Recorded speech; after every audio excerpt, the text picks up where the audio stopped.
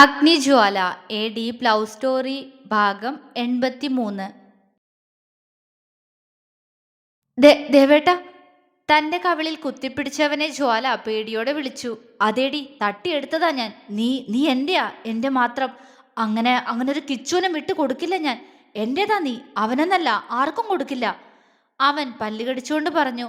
ജ്വാലയുടെ കണ്ണുകൾ നിറഞ്ഞു. വീണ്ടും അവനീന്ന് അത് കേൾക്കാൻ അവൾക്ക് കൊതി തോന്നി. ആ കണ്ണ് നിറഞ്ഞത് കണ്ടതും അഗ്നി വെപ്രാളത്തോടെ അവളുടെ കവിളിന്ന് കൈയെടുത്തു. അവൾക്ക് കവിളിൽ വേദന എടുത്ത് കാണുമെന്നാണ് അവൻ കരുതിയത്. ഞാൻ ഞാൻ പതിയല്ലേ പിടിച്ച്, വേദനിച്ചോ കുഞ്ഞാ? അവൻ അവളുടെ കവിളിൽ തലോടി. അവള് മറുപടി പറഞ്ഞില്ല. കുഞ്ഞാ, എന്താ മിണ്ടാത്തെ, വേദനിച്ചോ? അവളില്ല എന്ന് മൂളി. പിന്നെന്തിനാ കണ്ണു നിറഞ്ഞ്?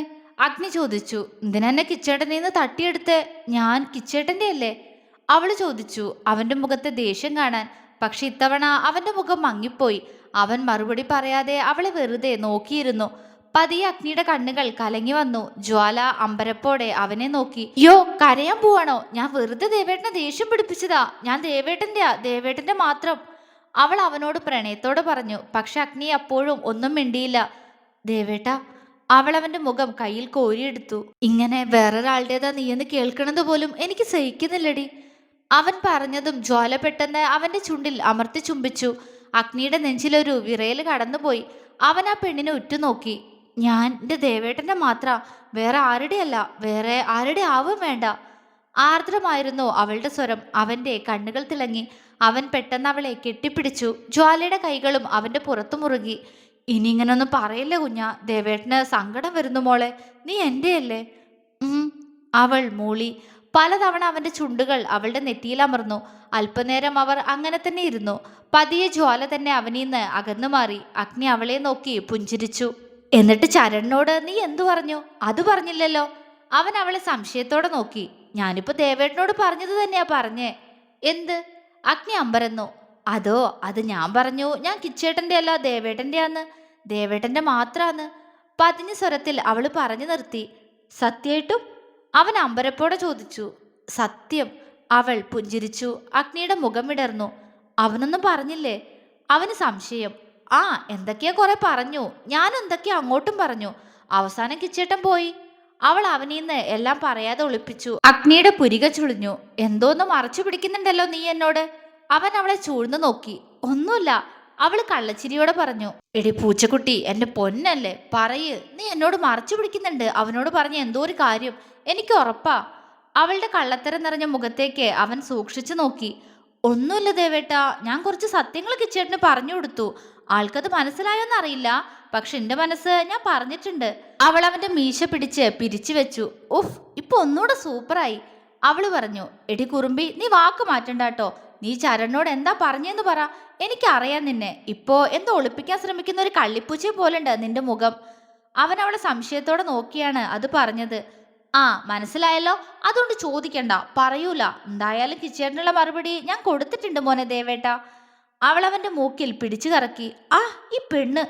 അവൻ അവളുടെ കൈ പിടിച്ചു മാറ്റി അവളെ കൂർപ്പിച്ചു നോക്കി. ഈ ജ്വാല ഇളിച്ചു. നിനക്ക് ആകെ ഒരു മാറ്റം. ഇതെന്റെ കുഞ്ഞനല്ല. പിന്നെ ആരാ? അവള് ചോദിച്ചു. ആവോ, എനിക്ക് പരിചയമില്ലാത്തൊരു കുഞ്ഞൻ, വല്ലാതെ മാറിപ്പോയതുപോലെ. അവന്റെ സ്വരത്തിൽ ആർദ്രത. അപ്പോ ഇങ്ങനെ ആവണ്ടേ ഞാൻ? ഈ പെണ്ണിനോട് വല്ലാത്തൊരു ഇഷ്ടം എനിക്ക്. ഇങ്ങനെ ആയാ മതി. നിനക്കറിയോ, നീ എന്നോട് ഇങ്ങനെയൊക്കെ കുറുമ്പ് കാണിക്കുന്നത് എനിക്ക് എന്തിഷ്ടാന്ന്. അഗ്നി പുഞ്ചിരിച്ചു. എനിക്കും ഇഷ്ടാണല്ലോ. അവള് പറഞ്ഞു. ആരെ? എന്നെയാണോ ഇഷ്ടം? അവൻ ആകാംക്ഷയോടെ ചോദിച്ചു. മറുപടി അറിയാൻ ആ മനസ്സ് വെമ്പുന്നുണ്ട്. ജ്വാലയ്ക്കത് അറിയാം. എനിക്ക് ഉറക്കം വരണു ദേവേട്ടാ, നമുക്ക് ഉറങ്ങാം. അവള് ചിണുങ്ങി. താൻ ചോദിച്ചതിനുള്ള മറുപടി പറയാതിരിക്കാനാണ് ഈ കള്ളത്തരമെന്ന് മനസ്സിലായിട്ടും അഗ്നി ഒന്ന് ചിരിച്ചതേയുള്ളൂ. കിടക്ക, കേറി കിടക്ക് ബെഡില്. നിക്കുന്ന ദേവേട്ടന്റെ ദേഹത്ത് കിടന്നാ മതി. അവള് പറഞ്ഞു. ആണോ? അപ്പന്റെ കുഞ്ഞിപ്പെണ്ണ് ഇങ്ങോട്ട് വാ, നമുക്ക് അങ്ങോട്ട് ഉറങ്ങിയേക്കാം. അതും പറഞ്ഞ് അവൻ അവളെ അങ്ങനെ തന്നെ ദേഹത്തേക്ക് ചേർത്ത് ബെഡിലേക്ക് കിടന്നു. ജ്വാല അവന്റെ മുഖത്തേക്ക് നോക്കി. എന്തേ? അവൻ ചോദിച്ചു. അതില്ലേ ദേവേട്ടാ, എനിക്ക് ഒരു കാര്യം കൂടി പറയാനുണ്ടായിരുന്നു. അത് കേട്ടാ ദേവേട്ടൻ ദേഷ്യപ്പെടരുത്. അവൾ അവന്റെ മുഖത്തൂടെ വിരലോടിച്ചു. അവന്റെ നെറ്റി ചുളിഞ്ഞു. ഇല്ല, പറയേ. അവൻ പറഞ്ഞു. അത് കിച്ചേട്ടൻ പറയാ, കിച്ചേട്ടൻ എന്നെ ഇപ്പോഴും ഇഷ്ടാന്ന്. അവൾ അവന്റെ മുഖത്തേക്ക് ഉറ്റുനോക്കി. അവന്റെ മുഖത്ത് ദേഷ്യം നിറയുന്നത് അവള് കണ്ടു. ദേ എന്നെ നോക്ക് നോക്ക് ദേവേട്ടാ, ഞാൻ മറുപടി കൊടുത്തിട്ടുണ്ട്. എന്താണാവോ? അവൻ മുഖം വീർപ്പിച്ചു. അതോ, അത് കിച്ചേട്ടനോടുള്ളത് പ്രണയമല്ല, അതെനിക്ക് അറിയാന്ന് പറഞ്ഞു. ദേവേട്ടനോടുള്ളതല്ലേ പ്രണയം, അത് ഞാൻ പറഞ്ഞിട്ടുണ്ട്. അവള് ചിരിച്ചു. ഇപ്പൊ അവന്റെ മുഖമൊന്ന് അയഞ്ഞിട്ടുണ്ട്. ഇങ്ങനെയാണെങ്കിൽ നിന്റെ കിച്ചേട്ടൻ എന്റെ കയ്യിൽ നിന്ന് വീണ്ടും വാങ്ങിക്കൂട്ടും. വെറുതെ എന്റെ കൊച്ചിനോട് ഓരോന്ന് പറയാ പന്ന. അവൻ പല്ല് കടിച്ചു. ജ്വാല അവനെ തുറച്ചു നോക്കി. കിച്ചേട്ടനൊന്നും ചെയ്യില്ലാന്ന് എനിക്ക് വാക്ക് തന്നതാട്ടോ. ആ, ഇത്തവണ ഒന്നും ചെയ്യില്ല. വീണ്ടും വന്ന ഇതാവില്ല അവന്റെ ഒരു പ്രണയം, അവൻ ദേഷ്യത്തോടെ പറഞ്ഞു. ജ്വാല ചിരിയോടെ അവന്റെ നെഞ്ചിലേക്ക് തന്നെ കിടന്നു. പോവാൻ നേരവും പറഞ്ഞു ഇപ്പോഴും എന്നെ ഇഷ്ടാന്ന്. അതെന്തോ ആയിക്കോട്ടെ ദേവേട്ടാ, നമുക്ക് ആ വിഷയം വിടാട്ടോ. അഗ്നി മൂളി. ഉറക്കം വരണു ദേവേട്ടാ, അവള് പതിയെ പറഞ്ഞു. അഗ്നി അവളെ ഒന്നുകൂടി കയറ്റിക്കിടത്തി വലത് കൈയാൽ അവളെ ചുറ്റിപ്പിടിച്ച് ഇടത് കൈയാൽ അവളുടെ തലമുടി കൂടെ തഴുകി. ഉറങ്ങിക്കോട്ടോ. അവള് പതിയെ കണ്ണുകളടച്ചു. അവൾ ഉറങ്ങിയിട്ടും അഗ്നിക്ക് എന്തുകൊണ്ടോ ഉറക്കം വന്നില്ല. മനസ്സാകെ എന്തോ അരുതാത്തത് നടക്കാൻ പോകുന്നു എന്ന് പറയുന്നത് പോലെ. അവൻ ജ്വാലയുടെ മുഖത്തേക്ക് നോക്കി. ഉറങ്ങുമ്പോഴും എന്തൊരു നിഷ്കളങ്കതയവൾക്ക്. അവൻ അവളെ ഒന്നുകൂടി അടക്കി പിടിച്ചു. നീ എന്റേതാ, ആർക്കും കൊടുക്കില്ല ഞാൻ, എനിക്ക് സ്നേഹിക്കാനുള്ളതാ, അവൻ സ്വയം പറഞ്ഞു. ചരൺ, ഞങ്ങൾക്കിടയിലേക്ക് നീ വരരുത്. വന്നാ ഇപ്പൊ എന്റെ കുഞ്ഞിനെ കൊടുത്ത വാക്ക് ഞാൻ അങ്ങോട്ട് മറക്കും. അതുകൊണ്ട് വേണ്ട, സ്വയം നിന്റെ വിധി നീ തന്നെ കുറിക്കരുത്. ഗൗരവത്തോടെ മനസ്സിൽ പറഞ്ഞുകൊണ്ട് ജ്വാലയുടെ നെറ്റിയിലൊന്ന് ചുംബിച്ച് അഗ്നി പതിയെ കണ്ണുകൾ അടച്ചു. ആ ഹൃദയതാളം എന്റെ നെഞ്ചിൽ അറിയുന്നുണ്ട്. ആ നെഞ്ചിടിപ്പ് പോലും ഇപ്പൊ എനിക്ക് വേണ്ടി മാത്ര, അതെനിക്കറിയാ. അഗ്നി കണ്ണു തുറക്കാതെ തന്നെ ഒന്ന് പുഞ്ചിരിച്ചു. രാവിലെ കോളേജിലേക്ക് പോവാൻ റെഡിയാവുന്ന സമയത്താണ് വൈകുന്നേരം ജ്വാല തിരികെ വരുമ്പോഴേക്കും വീട്ടിലൊരു ഗസ്റ്റ് ഉണ്ടാവുമെന്ന് അഗ്നി അവളോട് പറഞ്ഞത്. ആരാണെന്ന് അവൾ എല്ലാവരോടും ചോദിച്ചെങ്കിലും ആരും അവളോട് പറഞ്ഞില്ല. അഗ്നി പറയണ്ടെന്ന് പറഞ്ഞു പോലും. അതുകൊണ്ട് തന്നെ അഗ്നിയോട് പിണങ്ങിയാണ് അവളിന്ന് കോളേജിലേക്ക് പുറപ്പെട്ടതും. ഗേറ്റിന് മുന്നിൽ കാറ് നിർത്തിയതും തന്നെ ഒന്ന് നോക്കാതെ പുറത്തേക്ക് ഇറങ്ങാൻ തുടങ്ങുന്ന ജ്വാലയുടെ കയ്യിൽ അഗ്നി കയറി പിടിച്ചു. അവൾ എന്തായെന്ന പോലെ അവനെ മുഖം വീർപ്പിച്ചു നോക്കി. അഗ്നി അവളെ കുറുമ്പോടെ നോക്കി അവളുടെ കവിളിലൊന്ന് തൊട്ടു. ജ്വാല കൈ തട്ടി മാറ്റി. പിണക്കാണോ? അവൻ ചിരിയോടെ ചോദിച്ചു. അതെ, പിണക്കാ, അവൾ അപ്പോൾ തന്നെ മറുപടിയും പറഞ്ഞു. അഗ്നി ചിരിയോടെ അവളുടെ കൈ പിടിച്ചുയർത്തി അതിൽ അമർത്തി ചുംബിച്ചു. ജ്വാല അവനെ കൂർപ്പിച്ചു നോക്കി. എന്നോട് പറയോ ആരാ ഗസ്റ്റ് എന്ന്? അവള് പ്രതീക്ഷയോടെ വീണ്ടും അവനോട് ചോദിച്ചു. പറയില്ലല്ലോ, ഞാൻ പറഞ്ഞില്ലേ നീ കോളേജ് വിട്ട് വരുമ്പോഴേക്കും ആളും അവിടെ ഉണ്ടാവും, അപ്പൊ കാണാലോ. എന്നാലും ഒരു ക്ലൂ താ ദേവേട്ടാ, മുത്തശ്ശിമാരാണോ? ഇന്നലെ കൂടി വിളിച്ചതല്ലേ ഉള്ളൂ, ഒന്നും പറഞ്ഞില്ല എന്നോട്, അവൾ ആലോചനയോടെ പറഞ്ഞു. ആരാന്ന് വൈകുന്നേരം അറിയാം. ഇപ്പൊ എന്റെ കുഞ്ഞ് ചെന്ന് പഠിക്ക്. ഇതും ആലോചിച്ചിരുന്ന് ഉഴപ്പരുത് കേട്ടോ, ഞാൻ രാത്രി പഠിപ്പിക്കുമ്പോ ക്വസ്റ്റ്യൻ ചോദിക്കും. അവൻ കണ്ണുരുട്ടി. ഇതെന്ത് കഷ്ടാ, ആരോന്നും പറയില്ല. എന്നെ ദേവേട്ടൻ പഠിപ്പിക്കാൻ വേണ്ട, ഇനി ഞാൻ ഇവിടെന്ന് പഠിച്ചോളാം. അവള് ചുണ്ടുകൊട്ടി. ഇവിടെന്ന് പഠിച്ചാലും അവിടെ വന്നാ ഞാൻ നീ പഠിക്കണതൊക്കെ നോക്കാറില്ലേ, പിന്നെന്താണാവോ ഇന്ന് ഇങ്ങനെ പറയുന്നേ? ആ, കൂടുതൽ പറയണ്ട, ഇറങ്ങാൻ നോക്ക്, അല്ലെങ്കിൽ ക്ലാസ് തുടങ്ങും. അവൻ ചിരിയോടെ പറഞ്ഞു. ഞാൻ ദേവേട്ടനോട് പിണക്കാം, മിണ്ടൂല ഇനി. അവനെ നോക്കി കോക്കറി കാട്ടി പറഞ്ഞുകൊണ്ട് അവൾ ഡോറ് തുറന്നിറങ്ങി. ബൈ കുഞ്ഞാ. അവൾ മൂളി. ഇങ്ങനെ മുഖം വീർപ്പിക്കല്ല എന്റെ പൂച്ചക്കുട്ടി നീ, എനിക്ക് ഓഫീസിൽ പോയാ ഒരു സമാധാനവും കാണില്ല, അഗ്നി പറഞ്ഞു. ഈ മതിയോ? അവള് നന്നായി ഇളിച്ചു കൊടുത്ത് കാണിച്ചു. പോടി പെണ്ണെ, അവൻ ചിരിയോടെ പറഞ്ഞുകൊണ്ട് അവിടെ നിന്നും പോയി. അപ്പോഴും ആരായിരിക്കും ഗസ്റ്റ് എന്നറിയാതെ അവളുടെ തല പുകഞ്ഞു.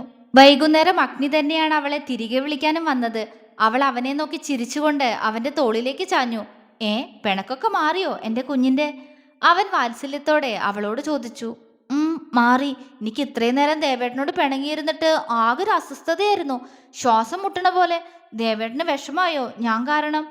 അവൾ മങ്ങിയ മുഖത്തോടെ ചോദിച്ചു.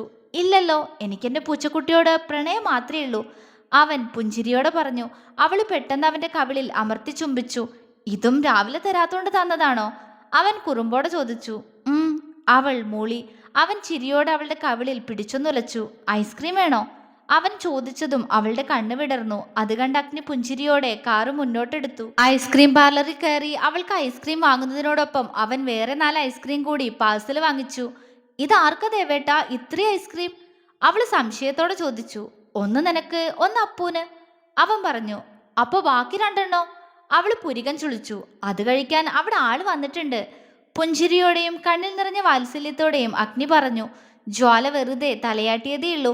ഐസ്ക്രീം കഴിച്ചു കഴിഞ്ഞതും അവർ വീണ്ടും വീട്ടിലേക്ക് തിരിച്ചു.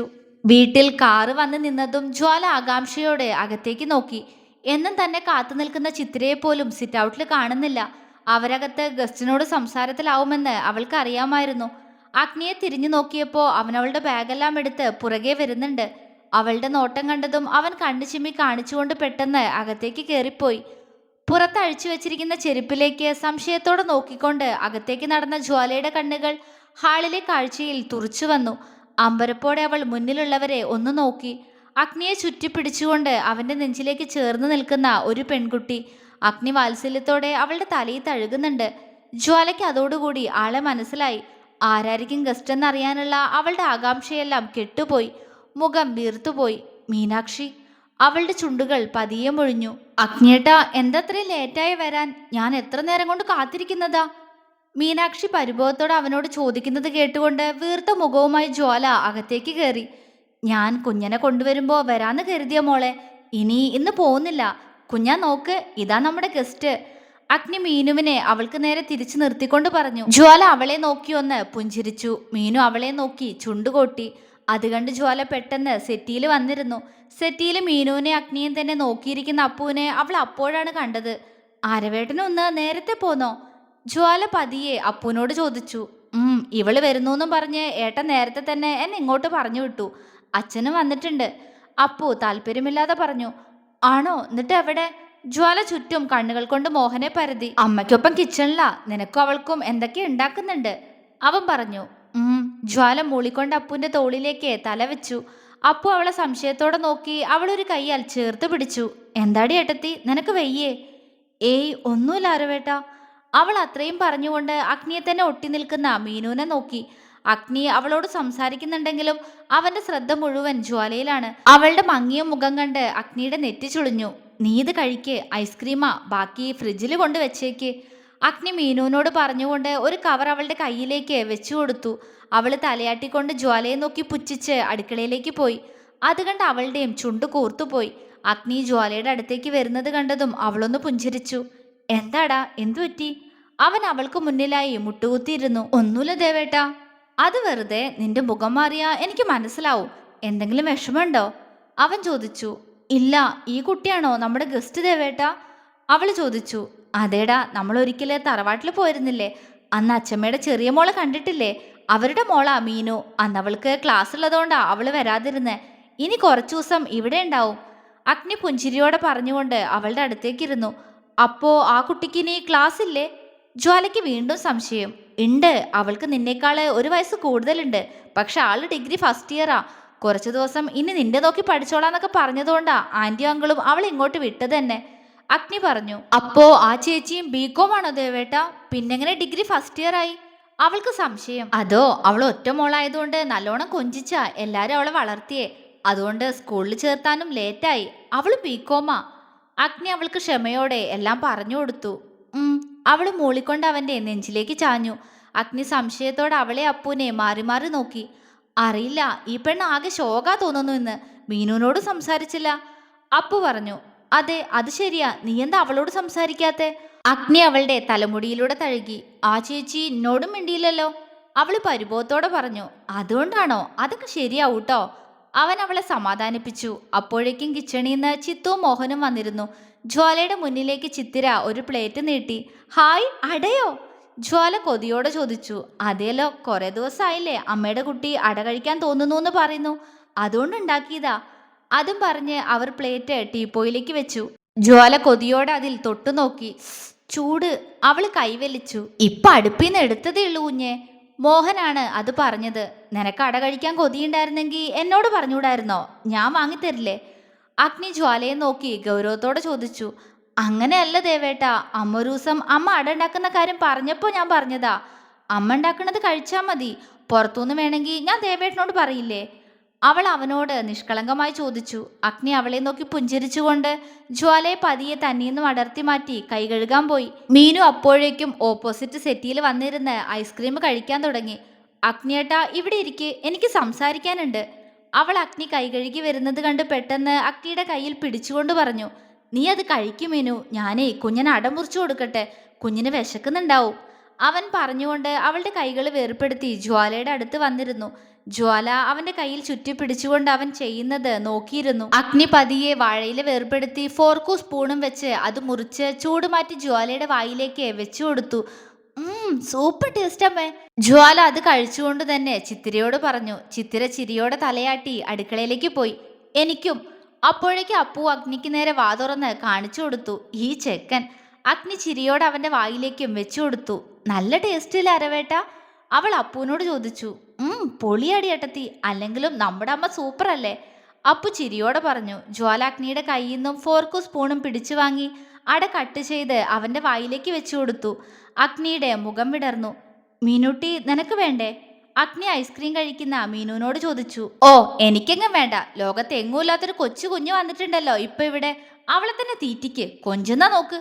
മീനു പുച്ഛത്തോടെ പറഞ്ഞു. അഗ്നി, അപ്പു, മോഹനും അവളെ അമ്പരപ്പോടെ നോക്കി. ആദ്യമായിട്ടാണ് അവൾ ഇങ്ങനെ പെരുമാറുന്നത്. അവൻ വെപ്രാളത്തോടെ ജ്വാലയെ നോക്കി. മീനുവിന്റെ വാക്കുകൾ അവളെ വിഷമിപ്പിച്ചു എന്നറിയാൻ. അവൻ പ്രതീക്ഷിച്ച പോലെ തന്നെ മങ്ങിയ മുഖവുമായി തലതാഴ്ത്തി ഇരിക്കുന്നുണ്ട് പെണ്ണ്. അഗ്നി പെട്ടെന്ന് അവളുടെ മുഖം പിടിച്ചുയർത്തി. ജ്വാല അവനെ നോക്കിയൊന്ന് ചിരിക്കാൻ ശ്രമിച്ചു. ഞാൻ തനിയെടുത്ത് കഴിച്ചോളാം ദേവേട്ടാ. അവളുടെ ശബ്ദം പതിഞ്ഞുപോയി. അഗ്നി അവളുടെ കയ്യിൽ നിന്ന് ഫോർക്ക് പിടിച്ചു വാങ്ങി കൈകൊണ്ട് മുറിച്ച് അട അവളുടെ വായിലേക്ക് നീട്ടി. അവൾ അവനെ വല്ലായ്മയോടെ നോക്കി. കഴിക്കൂ കുഞ്ഞ, അവൻ സ്നേഹത്തോടെ പറഞ്ഞു. ജ്വാലയുടെ കണ്ണ് നിറഞ്ഞു. അവളത് വാങ്ങിക്കഴിച്ചു. അപ്പോഴേക്കും ചിത്തിര അടുത്ത അടയും കൊണ്ടുവന്ന് കൊടുത്തു. കഴിക്കൽ കഴിഞ്ഞ് ജ്വാല വാ കഴുകി വന്നതും അഗ്നി അവളെ ഡ്രസ്സ് മാറാനായി മുകളിലേക്ക് പറഞ്ഞു വിട്ടു. അവൾ മീനുവിനൊന്ന് നോക്കി മുകളിലേക്ക് കയറിപ്പോയി. തുടരും.